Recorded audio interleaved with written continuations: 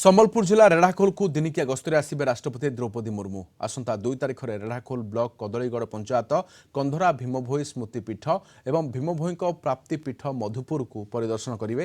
ଏହା ସହିତ ରେଢ଼ାଖୋଲ ମିନି ଷ୍ଟାଡିୟମରେ ସମାବେଶରେ ଉଦ୍ବୋଧନ କାର୍ଯ୍ୟକ୍ରମରେ ଯୋଗଦେବେ।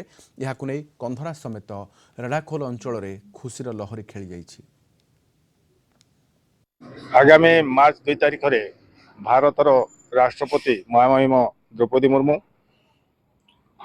भीमभोई स्मृतिपीठ निकट को आसुंती से स्मृतिपीठ परिदर्शन करेंगे जार फल आज तांकर राष्ट्रपति भवन रु मेसेज पहुंची जाइए। राष्ट्रपति आसवाई आम चिठी पीठर से चिठी पाई आमको मार्च 2 तारिख दिन आसवाई से चिठी पठाई से चिठी पाई आम बहुत खुशी अच्छु।